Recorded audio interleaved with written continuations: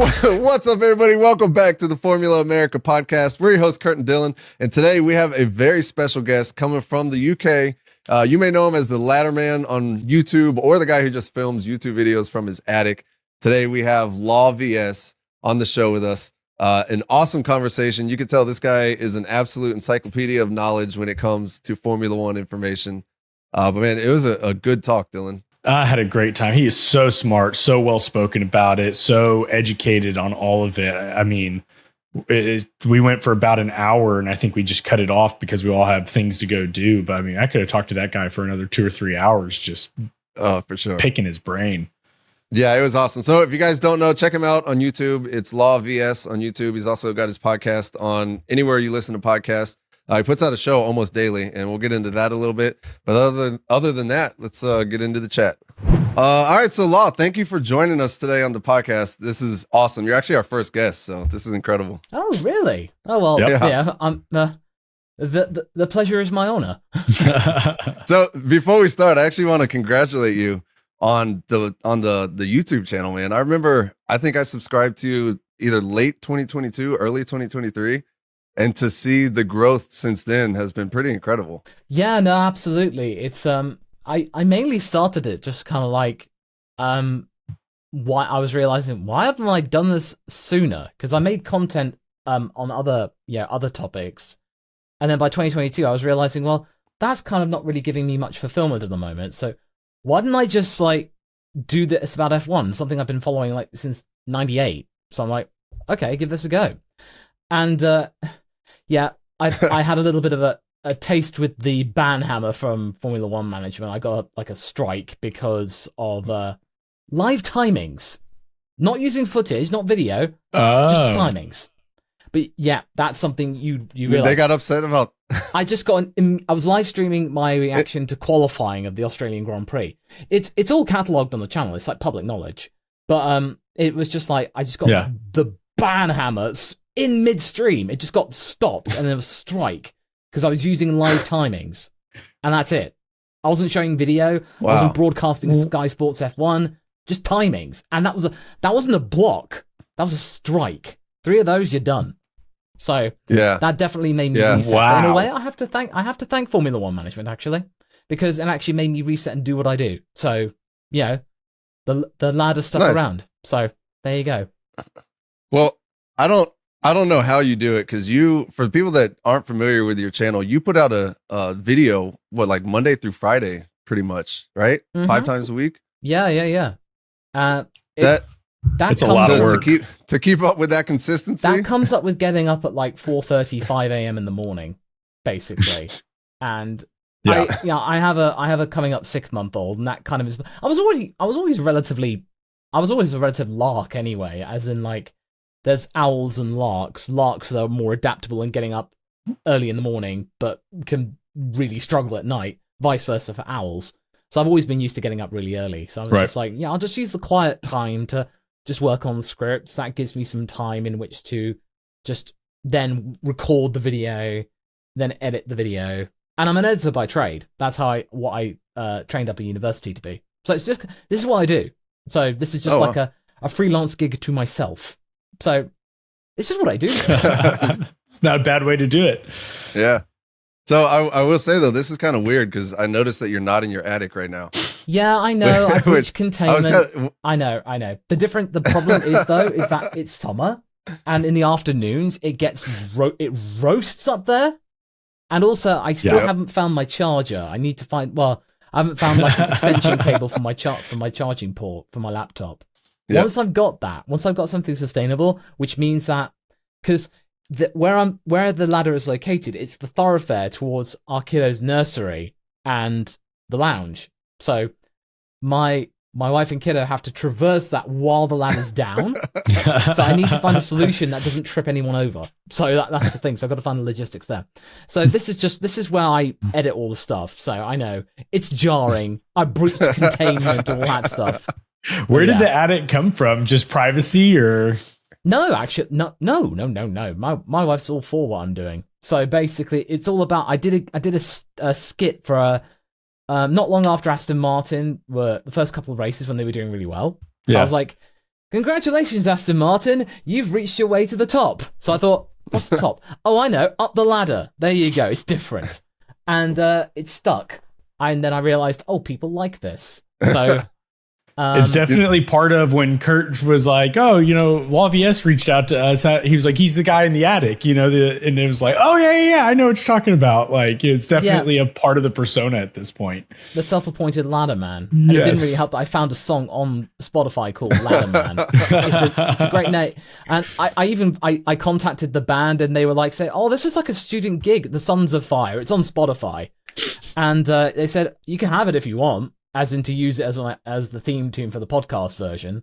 They're good guys. They're good guys, and they were really supportive. And they were just like, yeah, no, take it, man, take it. It was something they did for like a student project or something. Yeah, but that's awesome. Yeah, no, it was really good, and they were really good sports. And now it's basically my unofficial theme. So, but yeah, it all just came from a skit from an Aston Martin video, and it just was like, this is different. So why not do it? I think it's awesome because it shows like a lot of content creators spend so much time and effort on their their backdrops, and it shows that it's really just the content. As long as you have good content, you could do it from anywhere. Yeah, well, that's the thing. And one thing I've always learned is that in audiovisual engineering, so long as your sound's okay, then you're fine. You can make a start. You can always improve video quality later. So long as the sound's okay, people will put up with a degree of, if it's a iffy connection or something like that. That's why whenever you get like when the video drops out, the sound relatively is okay still, because that's priority. If you got bad sound, that'll get rid of people entirely. Last year, my microphone audio interface died, and we went like 3 weeks waiting for me to get a new one. So we were trying different microphones, different computers, different rooms, and it was bad. Like you'd go listen to it afterwards and you're like, oh, this podcast is awful just because I sound so bad. Like, yeah, especially with a podcast when it's like most primarily audio and it's like, that's all you got. Yep. So that was a hard lesson learned, but we finally got it figured out. Oh, well, that's good. So you've made no secret about it. You're a big McLaren fan. How'd you get on the McLaren bandwagon? Oh, I've been like, I was always a Ferrari fan when I was growing up, and I then really started to get into Fernando Alonso around like 2012, like that year where he drove the 2012 Ferrari, which was the fourth fastest car. He made it dance and actually make it fight for the title. So it was like, that was amazing. So I was just mesmerized by Alonso. So when he moved to McLaren, I moved along with him. So I just carried on. And I didn't realize the pain. But I stuck by them. I stayed with McLaren. And it was like 2016 gave me a little bit of hope. It was like, oh, okay, it's not that bad. And then 2017 was like, oh no.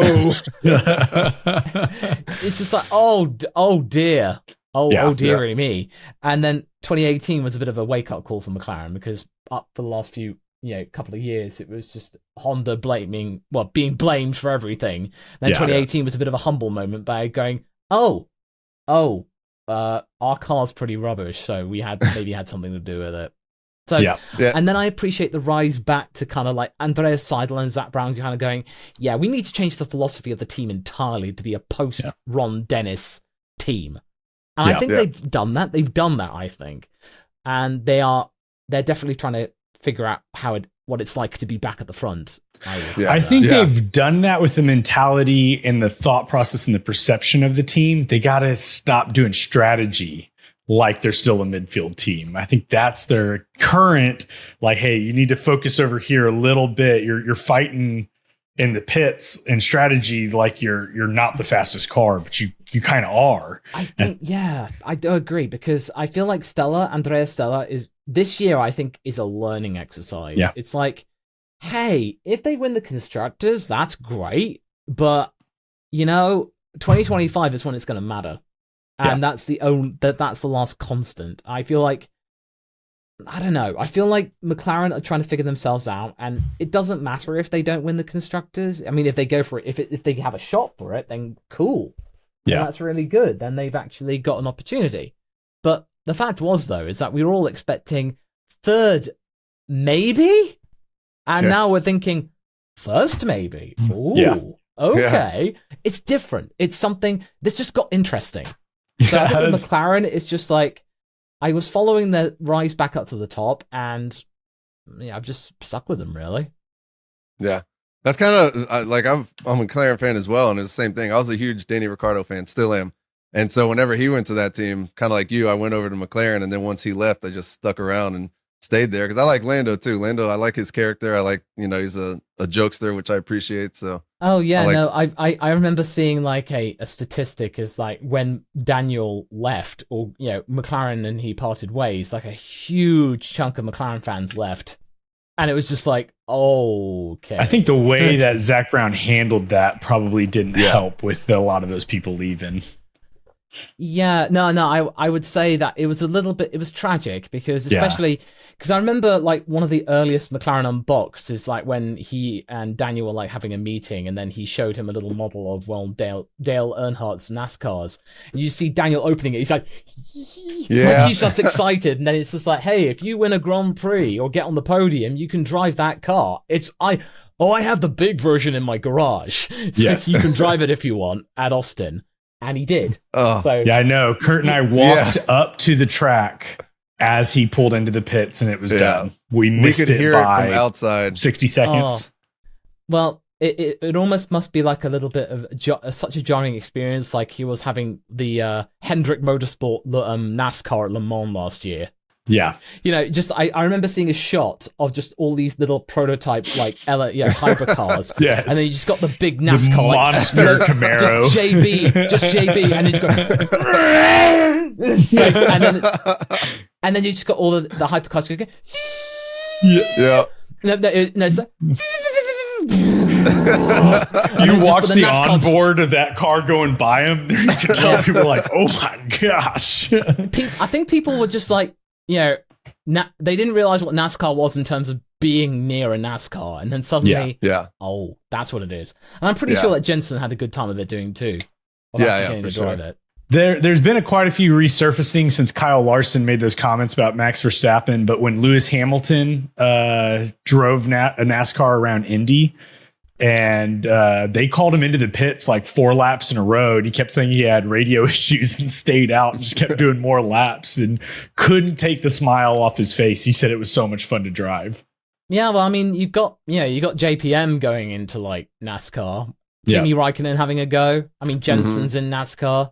I mean, with Daniel, I'm like, oh yeah, fellas, just call me Bobby Rick, and I'm just driving a NASCAR. That's what he'll be doing afterwards. Yeah, because he's a resident of LA. I wouldn't be surprised if Daniel Ricciardo, he takes like a year off or so, and then he goes back and does NASCAR. Yeah. So I'm going to put you on the spot with that comment. What do you think is the future of Danny Ricciardo? Okay, good question. I would say right now he's not disgracing himself. The team is determined to keep him. And Peter Bayer, the CEO of Racing Bulls, he loves Daniel Ricciardo. So he is doing everything in his power to keep him.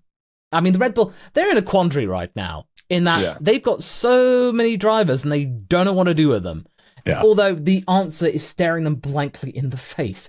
Just promote Yuki, for goodness sake. Seriously, it's like Kvyat got an opportunity after like a couple of years in Toro Rosso. Gasly got an opportunity. Albon got the opportunity. That's just to name a few. I mean, Christian Klein got an opportunity back in the day to stick around for 2005. Vitantonio Liuzzi, when he was doing well in F3000, he got an opportunity to like have a go in a Red Bull. I mean, it obviously didn't work out. He then went to Toro Rosso for a bit. But people got their opportunity. Vettel of all people, they got their opportunity to get a promotion. Why isn't Yuki getting the same? They're not even talking about it. Like, I mean, actually, they're saying that. I think at the end of last week, they were RB was starting to get like go.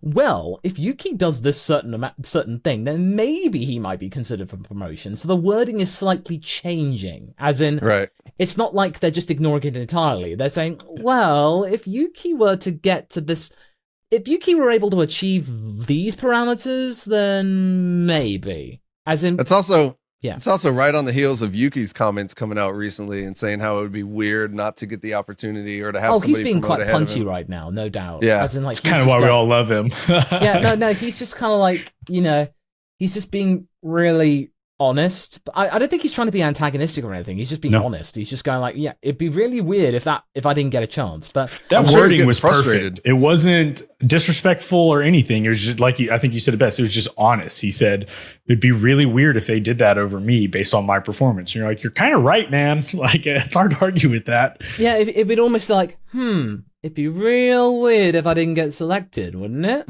You know, I've been around since 2021, but I suppose really it's just their language is mainly a bit thinking that that Yuki's just not got the temperament. But I'm like, come on. But I think Daniel, I think I even heard Daniel bigging Yuki up. Like he was just going like, you know, oh, he's a fast kid, you know. And I'm thinking he probably realizes that he might not get the plum after all. He probably was, according to all of the rumors, they were saying that, you know, at the Belgian Grand Prix, they believed that it was going to be Max and Daniel believed they were going to be working together. Then it didn't happen. Again, this is all rumors and speculation. This is just what I heard. And then you just get the feeling that probably Daniel's thinking, yeah, this might not happen. So maybe I may as well just talk Yuki up. If one of us gets in, it should be one of us has got to do it. Yeah.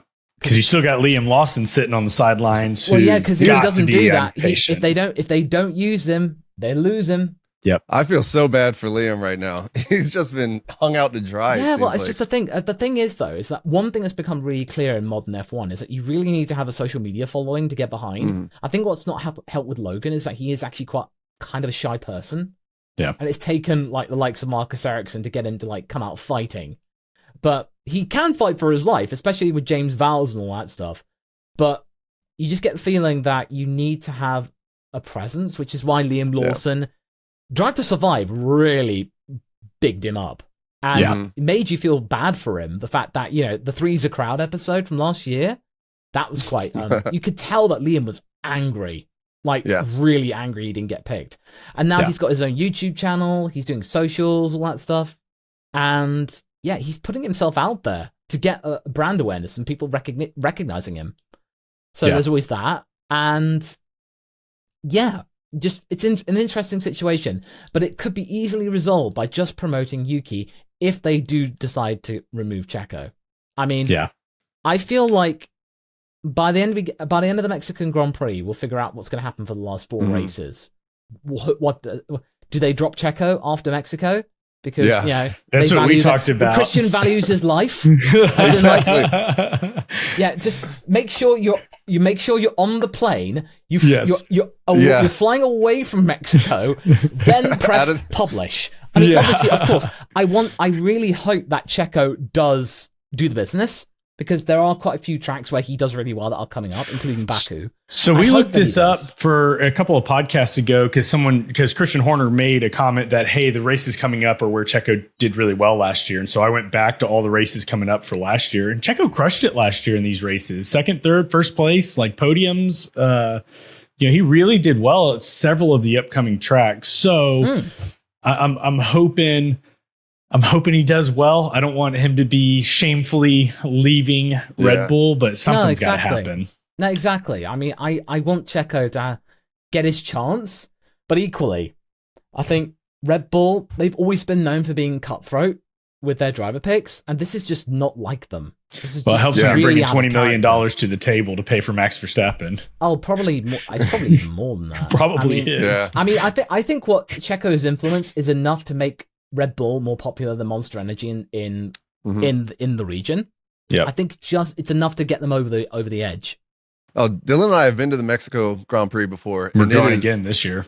Yeah, and it's incredible. Everybody there is a Red Bull fan. Everybody's a Checo fan. Checo posters and billboards are all around the city. It is wild. So the fact that they wouldn't want to drop him before Mexico City, just for sheer safety reasons, is pretty big. And merchandise. That would be a huge revolt. Yeah, for merchandise for sure. I mean, I really hope that he's getting there on a high. That he's managed to at least get like a couple of podiums or something. Was it last year that he bipped it in the first corner at Mexico and went out? But then, having said that, though, had that worked, that would have been one of the most audacious moves in F1 history. Not too dissimilar to what George did in Spain. Yes. Going from 4th to 1st. Exactly. Yeah, basically, he tried. He almost did it. Even if Checo aborted halfway and just went from 5th to 3rd, that would have still been like a Very Oh, good. the crowd was going insane. Like, he just Yeah. got greedy. He got greedy and realized who he was racing with, and it was just too much. It was just too much, and it didn't work out. So, yeah. But I agree with you. I hope he goes there on a high. I hope we get him on a few more podiums, get to Mexico, have a great time. But I do think you got to get Liam in there. You got to get fresh blood at some point, and you got to figure out the Danny Yuki situation. Yeah, there's a lot of things that need to be resolved, especially since there's Isaac Hajar in F2 to consider. There's Arvid Lindblad in F3. He'll be probably getting promoted to F2, especially if he ends up winning the championship. He has to be. Yeah, you just need to... They've got drivers coming up which are doing the business. And if Hajar ends up winning the World Championship, he can't compete in F2 again. So what are they going to do with him? They got to do something. How long has Liam been out at F2? I mean, it's been like 3 years? He wasn't in it last year. I believe he was in for 2022. Okay. I thought it was a little bit longer than that. It was 2021 for sure. Yep. But it's got to be 2022, I think.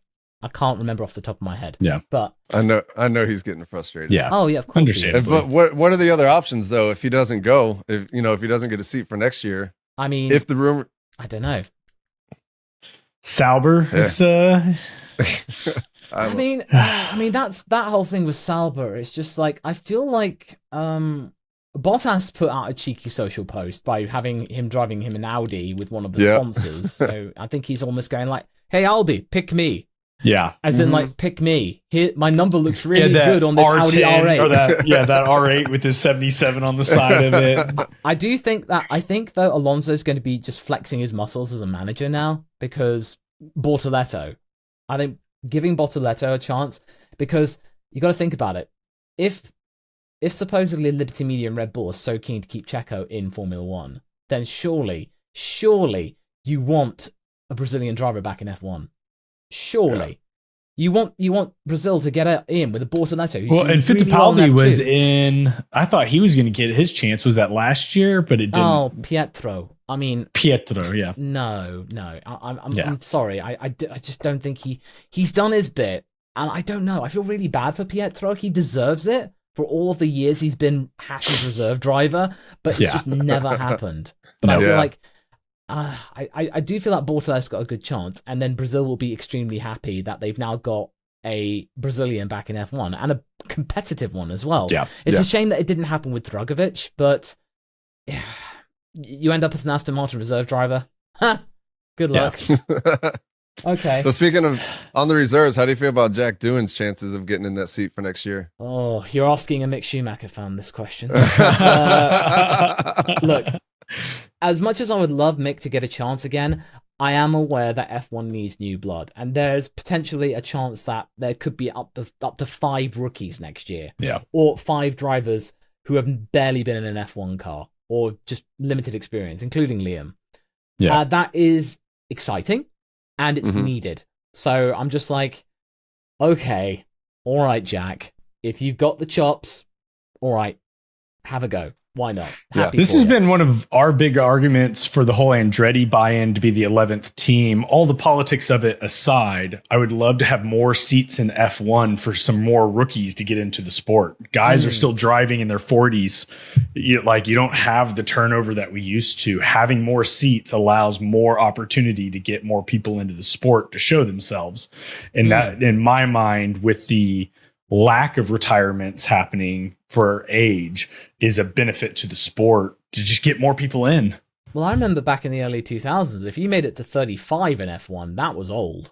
Yeah. Like you made it, you got to like 35, 36, that you were... I forget how old Damon Hill was when he left F1. He was like 39 or something like that. He was approaching 40. He was ancient. Yeah, I didn't realize how old he was until I was really digging deep into F1. I was like, dang, he became a rookie in his early 30s. Wow, I didn't realize that. But yeah, I just feel like that there is just a lot more lenience when it comes to older drivers. But then again, you do get the older driver. I mean, Nico. I mean, come on, Hulkenberg. Alonso. He's doing the business. Alonso. I mean, give him a car that is working with. He'll love you. If you don't, he'll hate you. And you'll not hear anything. You'll never hear the last of it on the radio. And I mean, with Hamilton, doesn't really seem signs of slowing down. Again, it's just so long as he's got the spark and the drive and the passion to be in the sport, then it's like, okay, yeah, no, he's going to carry on for as long as he wants. So it's got to be stressful for these young guys, though, just knowing that they're doing well, especially looking at winning an F2 championship and being like, well, what am I going to do now? Because obviously there's nowhere to go. So I think having IndyCar, an extra... it seems like they're all going to IndyCar. Formula E. I think Zane Maloney is potentially rumored to be getting an IndyCar seat. So IndyCar might end up having more F2 drivers than F1 does. True. That's not a good thing. That's not. Well, I mean, if your goal is to be an F1 driver, I think that's kind of, you're going out and you're not coming back, I don't think.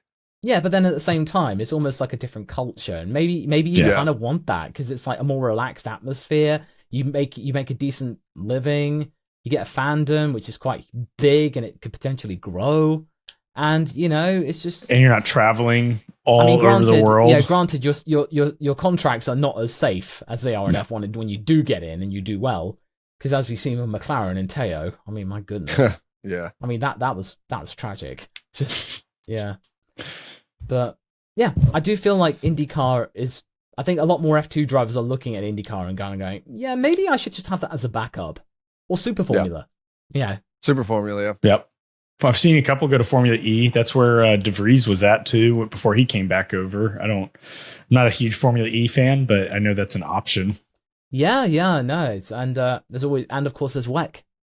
Yeah, that's exciting. I've never been able to get behind Formula E, kind of like you, Dylan. But I can see it has its potential, but being behind a paywall here in the UK is not great. It's gone like behind a paywall or something. It used to be available online, or it used to be available like on free-to-air on TV, but now it's gone behind like a, Discovery Plus. Yeah, that doesn't help. Yeah, no. I actually don't know what it's on here. I've never even tried to watch it. Here. I watched the highlights and just the lack of, I guess, noise to accompany going around the track. It just doesn't. It's not all that cool. It's always hard to reference speed on TV. Even the Formula One cars going up a Rouge at 190 miles an hour, you don't even realize they're going that fast. But that screaming engine kind of lets you know when it's just silence. It's like, this is missing something. I feel like I'm sure that they'll work on it, like with their next gen of cars. Fortunately, they evolve the cars relatively quickly, like every 3 years or so. They completely changed the concept. I mean, the latest ones, it's really impressive. I think the next one they're planning on having pit stops, as in like proper, you can go in and rapid charge. So I think that's what they're planning on doing. And I think they'll make do it more something interesting. Well, yeah, it's just that means you can add strategy, as in you can make the battery smaller. You can make the battery smaller, and thus so you can have a bit more efficiency, and then you can then think about potential. You can make the cars lighter, faster. Yeah. By you can do pit stops instead of just going, just have the battery that'll do the distance. So efficiency will be very key. So I think that's what you got to do is try and make the cars a bit more exciting. Be interesting. We'll see what happens with Formula One 2026 with all the 3x battery power, and they're getting rid of the MGUK or the H. They're getting rid of the H. It's the H one, yeah. Yeah. Basically, the argument being is that it's a really difficult thing to make. They've not really kind of made much gains in it, and that was the reason that they got Audi and Honda to come back. Honda to come back and Audi to come in. Audi will be interesting. They tend to dominate the sports that they want to try to dominate, and this is making me think that Binotto, the hiring of Mattia, is actually a really great move because, he's the guy behind the scenes. He'll be the guy. Not at the track. That'll be Jonathan Wheatley. He'll be the guy who's doing the day-to-day team principal stuff. Mattia is the guy in the chair in the office and mainly working in the engine department, which is his specialty. Yeah, he's an engine guy. To be.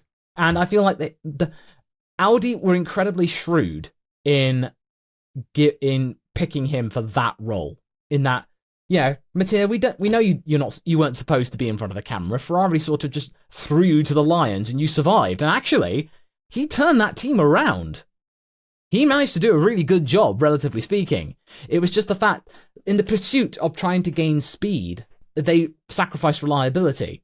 And the work that Mattia had done before Fred came along for 2023, it kind of worked. They made the car a little bit more reliable at the cost of some speed, but it put Ferrari back in the position where they could win races. Yeah. As in, if they got nobbled by that oil burn stuff. And what was that, 19 or 20 that happened? Is they had the SF1000 during 19 supposedly, and then by the SF1000 for 2020, that was their worst result in 40 years. Yeah, it was awful. That car could not. It was just underpowered, and then you saw the Haas and Alfa Romeos suffer with that too. Yeah, because obviously it's the engine. I appreciated Toto Wolff's take on that. I remember him saying Ferrari not being in the top 3 is bad for business. And I was like, I kind of agree. Like, that is bad for Formula One business. I think that team needs to be a top contender. Yeah, it needs to be in the mix for some extent. Yes. And right now, I feel like with the pace and how things are going right now, I mean, Ferrari are bringing to the Dutch Grand Prix a significant package. They'll have learnt a few things from the porpoising and all that stuff.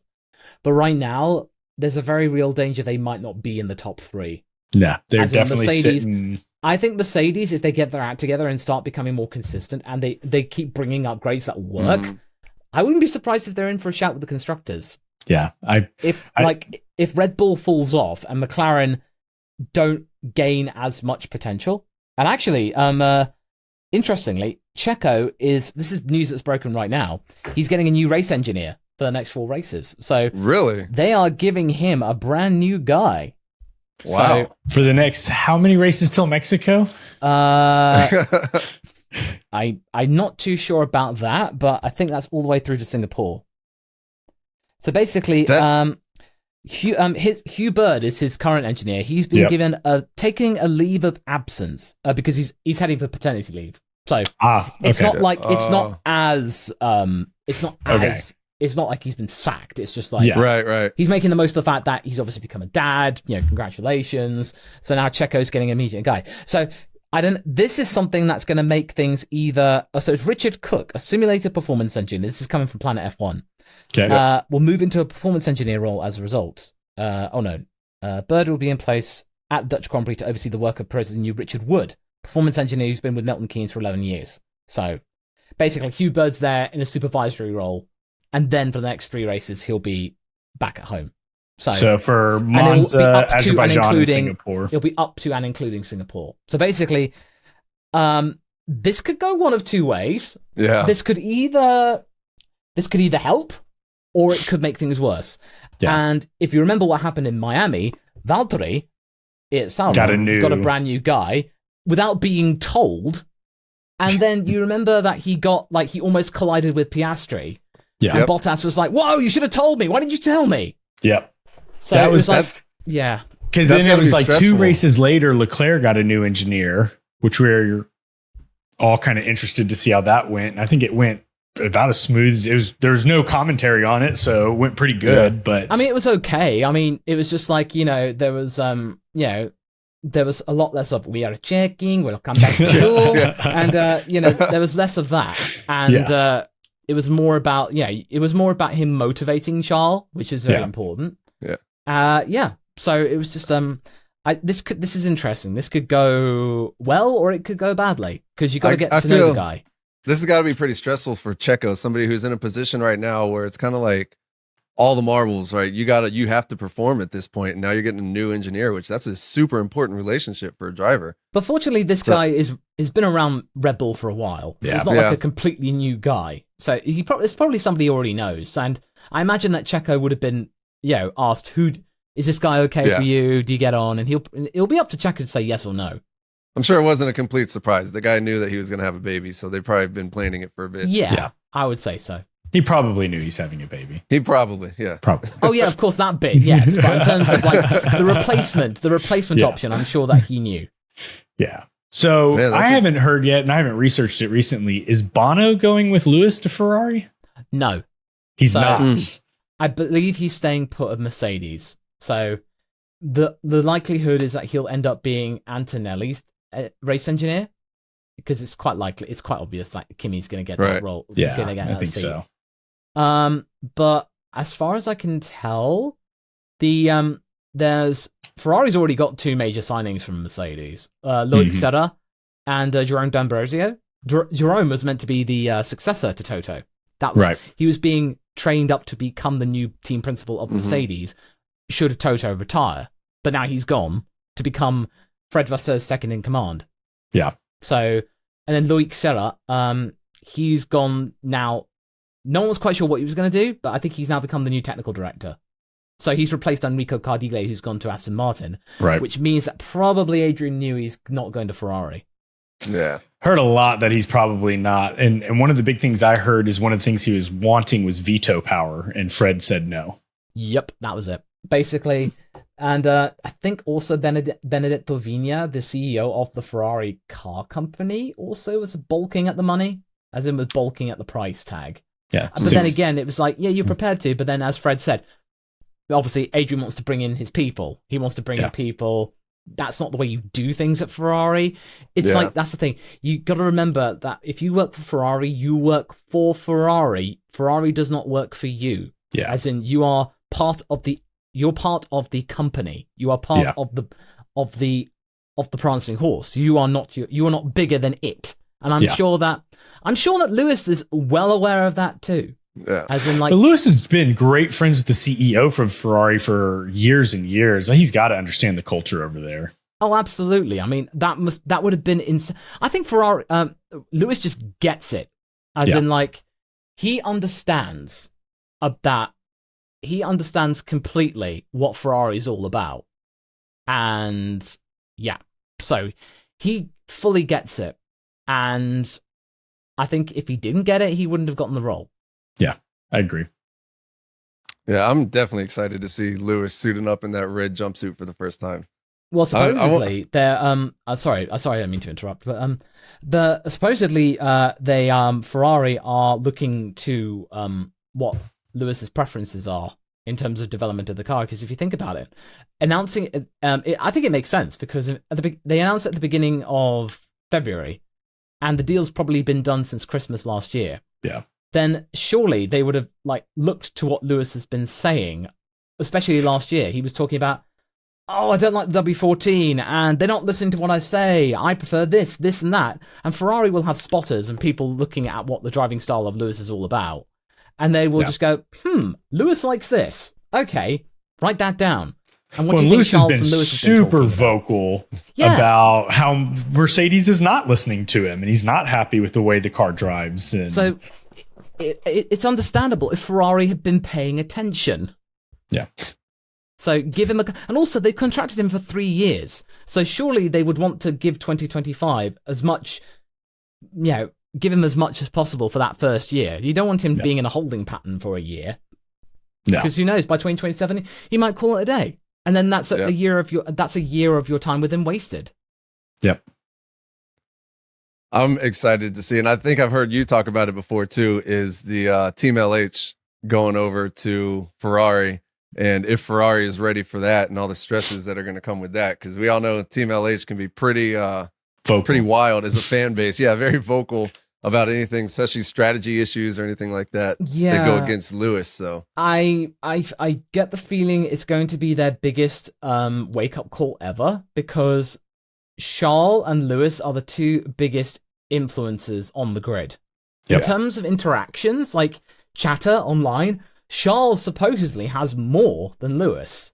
As in, I'd believe that. Yeah, but it's either way. Both of them are relatively close. I mean, they have a big following, both of them. And totally different styles. And and way more than George and Lewis. George and Lewis, there's a huge chasm of difference in terms of popularity.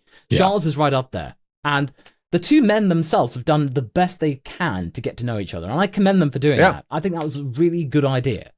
But I'm not too... They've really got to keep a handle on how the fandom handles it, because that can get out of control. There'll be a moment when they'll be down to do, and considering how Charles at the moment, he's just trying to find himself, and he's saying that he'll be reassured with Lewis coming on board, but I'm not quite sure whether they're ready for that part or not. I'm not sure. I hope they are, but I'm not sure.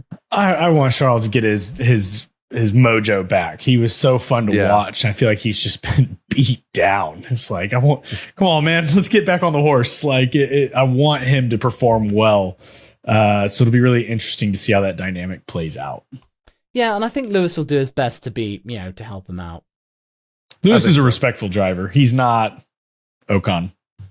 I mean, he's just like, I think he gets Charles, and he's just like, I think he'll be smarter than that. He's not going to try and assert dominance like he has done in the past. Right. Yes. He's a lot more mellow than 2015 Lewis. And also, he's seen Charles come in and, do what he's done at Ferrari, and, he'll want to learn and get himself involved. And this will be the first time that Lewis has actually worked for a non-English based team. So yeah, you're right. Yeah, I mean, you think, what about? Well, they're based in Brackley. Come on, yeah, so it doesn't count. So, but in terms of like, it's full on a completely different entity, in a whole other animal altogether. I'm excited for it. Yeah, it's gonna be. It's good for the sport. Yeah, I think we were all hoping that we'd get that dream team with Adrian Newey, Ferrari, and Lewis Hamilton, but I guess that's not going to happen. We'll see what's going on with that. So, how do you feel about the rumors, I guess, that he's going to be going to Aston Martin? I feel that's probably very certain because, well, Papa Stroll is going to do anything to make it happen. He's not afraid to throw out the money. Honda want to win. Aramco want to win. Yep. Honda, in fact, have actually said they want to be fighting for the constructors in the very first year. And considering how they've been developing and how they've been in F1 for a while, it's possible they would have a good combination power unit. I just feel like Papa Stroll will do anything to bring the right types. They've got a huge cast of characters who are really experienced and decorated. But the real danger is that you got to make them work together, because if you don't, you're just going to have a bunch of really talented people trying to stack out who has the biggest ego, and this causes friction. So there's a real danger that it could lead to problems unless you just don't bash their head. Unless you bash them heads together and then make them go, okay, we need to work for one goal, and that is, of course, getting Lance Stroll the World Championship in 2026. That's what I was going to say. Let's be real. Come on. Oh, man. Mike Crack has made it clear many times the existence of Aston Martin is all about Lance. It is. And that kind of pressure, I feel bad for Lance in a way. I do. I just feel like I know that Papa Stroll wants Lance to, him, because they've been through this since the beginning. They've been through this all together. They want to reach the top together. That's nice and wholesome. And Lawrence Stroll is not a bad guy. I saw a video of him. He's got RBF really hard. But I saw him like accept a lovely like little bracelet that a girl made for him, and he was really sweet about it. I'm like, okay, he's not that bad, really. He's not. I like Lawrence a lot. Made out to be. He gets it. Sure, he's a billionaire, but it's just like, oh, okay, no. He's not terrible. He's got good bones in his body. He does. I like Lawrence Stroll a ton. And I love the Aston Martin story. Like, if he can build that team from Force India Racing Point to a world championship in the amount of time, that's going to be huge. And I think he's got the capability of it. But I do agree, watching last year's Drive to Survive and like second episode, he went off on how he's doing this with his son, family goal. This is all together. And it was like, oof, I don't think Lance is leaving. I think that he's sticking around. The thing is, though, is that it's got to be a moment when Lance just doesn't want to do it anymore. And they'll come up with a thing. He'll probably go after the hypercars. Yeah. And I think in WEC, he'd actually do better. There's far less scrutiny on him. And, he's part of a team that can help him. And he has experience in F1. I think this might do them the world of good. So yeah, it's got to be tough being him. He's got so much negativity and just like you said, pressure and focus on him. And I mean, some of it is rightly deserved, right? Some of the things that he's done, but it's got to be tough being him. And every time you get online, you're just seeing yourself being ridiculed. Yeah, but then sometimes you feel bad for him sometimes, but then other times you hear his comments about situations and you kind of just, it tempers you. The whole Danny Ricciardo incident in, what was that, China or whatever? Well, considering that in Hungary 2022, I think they came together, and Daniel was right to be mad, but he didn't. He confronted Lance. They dealt with it amicably, and it was fine. Yeah. But, they dealt with it. They actually shook hands on it. It was all good. But now I think Daniel's aggrieved by the fact it happened again, and this time around, Lance showed no remorse. Yep. Called Danny an idiot. Yeah, and then you just get, and you feel like one thing you can say about Daniel is that he knows how to avoid confrontation. Like with the whole thing with Yuki at the beginning of the year, you were thinking, this could get ugly. But then he's just like, he and Yuki were like, look, this could get really messy. Let's just stop it right now. And that's why I think RB is really wanting to keep Daniel around to help Yuki manage his temper and increase his diplomatic skills. And I think maybe that's why they want to keep him around for one more year with Daniel, Big brother, to just learn. And then maybe in 2026 they give him a shot at Red Bull next to Max. And if they did do that, they would make Yuki, well, he'd have the opportunity to be the most successful Japanese driver in its entire history. Ever. That's why I was incredibly surprised. I mean, I wasn't, because it's Fernando and Stroll, but I really thought Yuki was going to go to Aston Martin, where Honda's going to be at, and everything going on there. I get why it didn't work out, but I thought that would be really interesting. It might be good for him. Yeah, maybe, but I just don't know what's going to happen with Fernando. I mean, I'm not too sure. He's living his best life right now since at least 08. I mean, he is. I mean, in terms of like, he's doing better than he had done in the mid 2010s, but there'll come a time. I mean, I just get the feeling that Lance is, he's bouncing off he bounced off Vettel. He bounced off Alonso. If they get Max Verstappen, which I don't think so. He's just being compared to all of these multiple world champions, and he doesn't have to beat them. He just has to hold his own. That's all he's got to do. Yeah.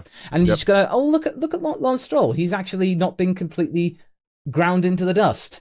Yeah. And I do feel like, because you remember, I think it was Hungary, or Hungary or Spa, where there was team orders, and Lance was told to get the position back. Yeah, and he didn't do it. Yeah. I personally think he did that. It was a selfish act to keep in the hunt for the top 10. I'm sure. Nico is only 2 points behind him.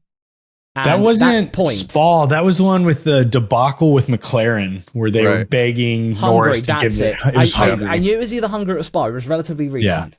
Yeah. And it was a case of, I just think Lance was aware that I'm potentially at risk. If Hulkenberg scores another point, then I could lose. I could fall out of the top 10. Right. So I think that was a little goal for him. Because I think Fernando's in no danger of losing ninth.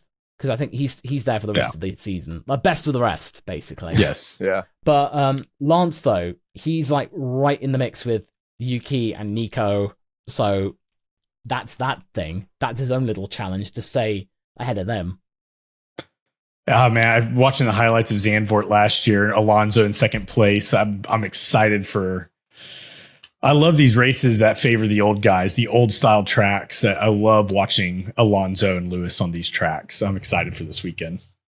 Oh yeah, it's gonna be intense, and I do wish that I do hope that the strategies are a little bit better. But I think at least in the race it'll be left to be sunny for the most part. I think. Yeah. Mm-hmm. There's no forecast for rain, at least not yet. Which in 2022 it was sunny, and it was the three stoppers that came out on top, and all three of those teams used every compounded tire. So strategy's gonna be king. And one thing we've made it clear is that McLaren have been really shrewd when it comes to their tire calls. Yes. And you always have to be paying attention to McLaren in FP1 and 2. Friday they are usually going under the radar, like they don't post big times. Like fast, they don't put in the qualifying runs. They kind of just go for long runs. No glory runs. No, they don't do that. Maybe they do it for FP3, but rarely. So that's something you got to pay attention to. Like, what does McLaren do on the Friday? And thankfully, on Twitter, there are so many statistic accounts that put together the numbers and just it can show you the data and like show you what they're up to, and just in terms of just publicly available information. Just in terms of just consolidated into one nice bite-sized package.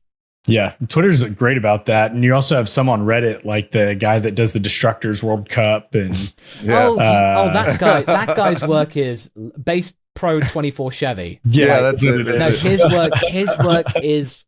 I mean, it's absolute gold dust. It's for incredible. Any F1 publication. Yes. It's so good, but so what constructor do you think is gonna come out on top this weekend? Oh, I haven't actually done my formal predictions yet. We haven't either. I was talking to Kurt this morning. I'm not sure what's happening regarding Red Bull and the whole asymmetric braking thing that came out. I'm not clued up on that information to make a comment as of now. But if that's the case and that's become an issue, and considering that you're going to be braking a lot and managing the brake and accelerator at this track, it's going to be tricky. Yeah. I'm thinking it's going to be McLaren or Merc that's going to be the more competitive constructor. I'm not sure about Hamilton's potential here. I've not seen him in a competitive car yet at this, except 2021. Right. But so hard to say, but considering how his good form at the moment, he does stand a chance. I think Ferrari might be something to consider because they are bringing this upgrade package, which is the culmination of all the stuff that they've learned from the misstep and rushing in the upgrades from Spain, because they meant to come for Silverstone, but they bought them in 2 races early.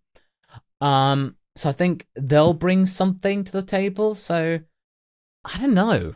I feel like it's a hard one this weekend. I feel like with Checo, reportedly they're going to be bringing him old parts and old spec machinery to try and bring it back to a baseline which was working for him. Okay. But I don't know. He got third here last year. Yeah, no, he's done okay. He's done okay here. But I feel like McLaren might just edge it. As you say, it's between McLaren and Mercedes at the moment. George is going to be fired up. And if what we saw, his tire whispering abilities around Zandvoort could be mighty. They could. Yeah. I read the Pirelli newsroom. They always do a great write up before the races. They generally release them on Tuesdays. So I was reading last year's, and it was talking about how prediction wise, just on statistics, a 2-stopper is the fastest. Although last year or in 2022, when it was a dry race, 3-stopper ended up being the fastest. But they're also like a 1-stopper is possible here if you whisper to the tires the whole way. So it's like, man, everyone's kind of got their opportunity to. Well, considering it just depends whether or not Zandvoort's been resurfaced lately. Because with Spa, people weren't expecting the track to be that forgiving. They were all expecting it to chew up the tires because it was a brand new surface. But no, it made the one-stop work for people like Magnussen, Alonso, Russell, all that stuff. Right. So, it's a bit of it'll be surprising, that's for sure. But I feel like it will be between McLaren and Mercedes. And it'll be very interesting to see how Norris bounces back from the last couple of races.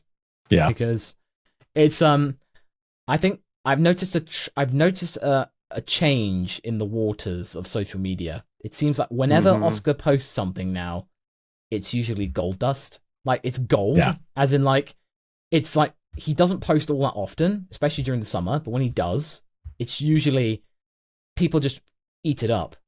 Yep. And then when his mom follows up, people eat that up even more. I mean, I personally think the whole thing with sharing his story about the broken rib, that had been sustained. Yeah. Well, they got the scan about the day after the British Grand Prix. So he was handling Spa and Hungary, 2 of his best races recently, with a broken rib, or healing after a rib injury.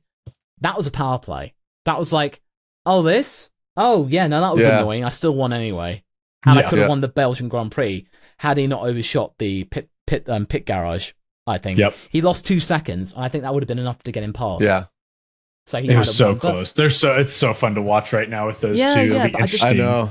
I just feel like it's a power play. I'm not sure how Lando's going to handle it. I'm not sure. I hope he can respond, and I'm looking forward to him with his move. But this is interesting. I don't think McLaren were expecting this now. Yeah, they're going to have to handle that very carefully because you got 2 really good drivers, and put together, those guys are probably one of the strongest pairings on the grid right now. All the while, Helmut Marko is going, come Lando, come to Red Bull, come to Red Just Bull. looming.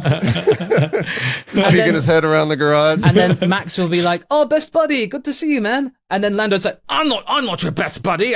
You're not my friend. Because that's how it's been. Like, Max is Rosberg, Hamilton all over again. No, but Max is just like, Lando's my best friend. It's like, Lando's my best friend on the grid, man. I really get on with him. And then Lando said, we're not friends. We're not friends. Lando's trying to be like cool and edgy and stuff. He doesn't have to be. Max and he, they get along. Just embrace it.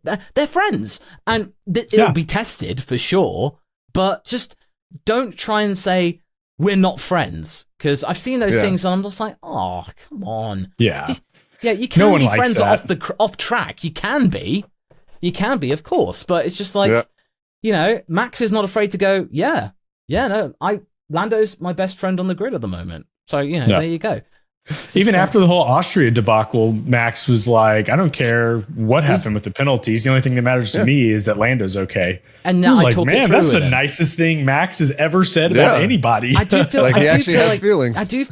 Max does have feelings. I feel like I've read a lot of the books and about the story. It's like, I just feel like he, a lot of people who are close to the Verstappen family reckon that he has the racing rawness of Jos, but he does have the empathy of Sophie Kumpen, his mother, as in his mother could handle emotions better.